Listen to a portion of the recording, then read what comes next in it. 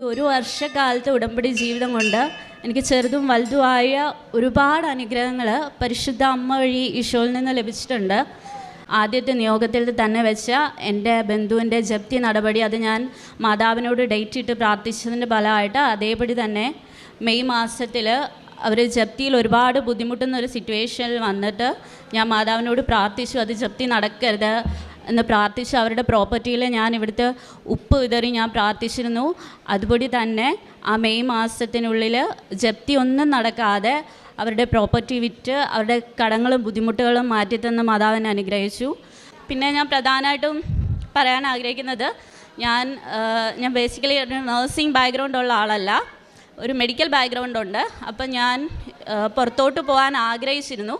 Through agency പോകാനായിട്ടുള്ള financial ബുദ്ധിമുട്ട് കാരണം ഒരു ഡയറക്റ്റ് വിസ ഇങ്ങനെ കെയറർ വിസ ഡയറക്റ്റ് കിട്ടുന്നു എന്നിങ്ങനെ ഒരു അറിഞ്ഞപ്പം എനിക്ക് അതിനെപ്പറ്റി ഒന്നും അറിയില്ല. കൃപാസനത്തിൽ വന്നിരുന്ന് കേട്ടത് വെച്ച് മാത്രം ഞാൻ ഒരു നിയോഗം എഴുതുകയാണ് മേളിയിരുന്ന്. എനിക്ക് മാതാവേ, എനിക്കത് ഡയറക്റ്റ് പ്ലേസ്മെൻറ്റിൽ കിട്ടണം, എനിക്ക് പൈസ കൊടുത്ത് പോകാനുള്ള അത്രയും എമൗണ്ട് കൊടുത്തു പോകാനുള്ള സാമ്പത്തികം ഇല്ല, എനിക്കത് ഡയറക്റ്റ് കിട്ടണമെന്ന് പറഞ്ഞു. മാതാവിനോട് പ്രാർത്ഥിച്ചു, മാതാവ് നിനക്ക് തരാൻ ഇഷ്ടമുണ്ടെങ്കിൽ എനിക്ക് മതിയില്ലെങ്കിൽ കുഴപ്പമില്ല എന്ന് പറഞ്ഞ് ഞാൻ പ്രാർത്ഥിക്കാൻ തുടങ്ങി. അങ്ങനെ പറഞ്ഞു. ഒരു കുറച്ച് ദിവസങ്ങൾക്ക് ശേഷം എനിക്ക് ഒരു കോള് വരികയാണ്. ഒരു കെയർ ഹോമിൽ നിന്ന് ഒരു ഡയറക്റ്റ് ഇൻ്റർവ്യൂവിന് റെഡി ആണോ എന്ന് ചോദിച്ചുകൊണ്ട് വിതൗട്ട് എനി ഏജൻസി അവരെന്നോട് പറഞ്ഞു റെഡി ആണോ എന്ന് ചോദിച്ചു. ഇൻ്റർവ്യൂ ഡേറ്റ് പറഞ്ഞു. പിന്നീട് അങ്ങോട്ട് നടന്നത് എന്താണെന്ന് എനിക്ക് അറിയില്ല.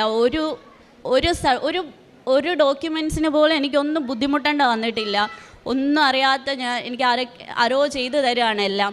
PCC മെഡിക്കൽ, അതിന് IELTS ആണെങ്കിലും എല്ലാം. ഞാൻ മലയാളം മീഡിയം സ്റ്റുഡൻ്റാണ്. ടെൻഷൻ ഉണ്ടായിരുന്നു, പക്ഷേ കാശ് രൂപ എൻ്റെ കയ്യിലുണ്ടായിരുന്നതുകൊണ്ട് സാക്ഷ്യങ്ങൾ കേൾക്കുന്നതുകൊണ്ട് എനിക്ക് വിശ്വാസമായിരുന്നു. അങ്ങനെ എല്ലാം കഴിഞ്ഞു. ഞാൻ മാതാവിനോട് ഡേറ്റ് ഇട്ട് പ്രാർത്ഥിച്ചു, മാതാവ് എനിക്ക് സെപ്റ്റംബർ 22 UK വിസ തരണം, കാരണം ഒക്ടോബറിൽ എൻ്റെ എല്ലാം PCC മെഡിക്കലൊക്കെ എക്സ്പയർ ആവുകയാണ്.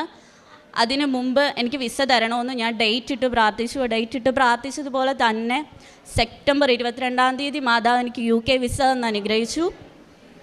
അതിനുശേഷം പിന്നെ ഒരു 2 മാസം എനിക്കൊരു നീണ്ട വെയിറ്റിംഗ് ആയിരുന്നു ടിക്കറ്റിന്.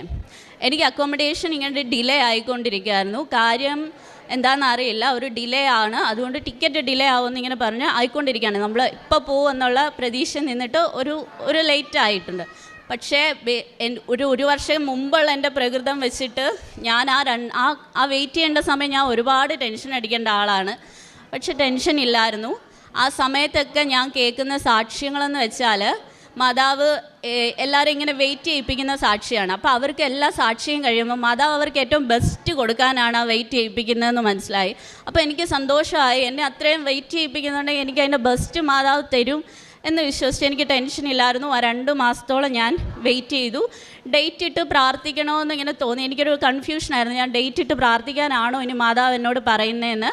അങ്ങനെ ഞാൻ ഒരിക്കൽ മാതാവിനോട് ചോദിച്ചു, മാതാവേ ഞാൻ എന്താ ചെയ്യേണ്ടതെന്ന് എനിക്കൊന്ന് പറഞ്ഞു തരണേന്ന് പ്രാർത്ഥിച്ചു. അന്ന് രാത്രി ഞാനൊരു സ്വപ്നം കണ്ടു. ഇവിടെ നിന്ന് ഒരു ചേച്ചി സാക്ഷ്യം പറയാണ്. ആ ചേച്ചി പറഞ്ഞതിലൊരു സെൻറ്റൻസ് മാത്രമേ എനിക്ക് ഓർമ്മയുള്ളൂ. 15 ദിവസം ഞാൻ പ്രാർത്ഥിച്ചു. ആ ഒരൊറ്റ സെൻറ്റൻസേ ഞാൻ ഓർക്കുന്നുള്ളൂ. അപ്പോൾ ഞാൻ വിചാരിച്ചു, മാതാവ് എന്താ പറയണേ, 15 ഡേറ്റ് ഇട്ട് പ്രാർത്ഥിക്കാനാണോ അതോ എന്താ പറയണതെന്ന് എനിക്ക് ആദ്യം മനസ്സിലായില്ല. പിന്നീടാണ് ഞാൻ ചിന്തിച്ചത്, ജോസഫ് അച്ഛൻ ഒരു ധ്യാനത്തിൽ പറഞ്ഞിരുന്നു, ഒരു സ്ഥിരത അത് നമ്മുടെ ഉടമ്പടി ജീവിതത്തിൽ എന്ത് കാര്യത്തിലും ഒരു കൺസിസ്റ്റൻസി ആവശ്യമാണ്. എന്നെ സംബന്ധിച്ചിടത്തോളം എനിക്ക് പ്രാർത്ഥനയിൽ ഒരു സ്ഥിരത ഇല്ലാത്ത ആളായിരുന്നു. കാരണം എവിടേക്കൊക്കെ ഇങ്ങനെ മുടങ്ങിക്കൊണ്ടിരിക്കും. ഒരു 15 ദിവസം കണ്ടിന്യൂസ് ഞാൻ പ്രാർത്ഥിക്കാറുണ്ടായിരുന്നോ എന്ന് ചോദിച്ചാൽ ഇല്ല. അപ്പോൾ എനിക്ക് മനസ്സിലായി, എന്നോട് ചിലപ്പോൾ അതായിരിക്കും മാതാവ് പറയുന്നതെന്ന് വിചാരിച്ചു. ഞാൻ കലണ്ടറിൽ ഡേറ്റ് ഇട്ടു 15 ദിവസം. അന്ന് തൊട്ട് ഞാൻ ജപമാല എല്ലാം മുടങ്ങാതെ 15 ദിവസം ഞാൻ പ്രാർത്ഥിച്ചു. ഞാൻ വിശ്വസിക്കുന്നു ആ 15ാമത്തെ ദിവസം എൻ്റെ അക്കോമഡേഷൻ ശരിയായി, എനിക്ക് വെൽക്കം ലെറ്റർ വന്നു. അത് മാതാവ് തന്നാണെന്ന് തന്നെയാണ് ഞാൻ വിശ്വസിക്കുന്നത്.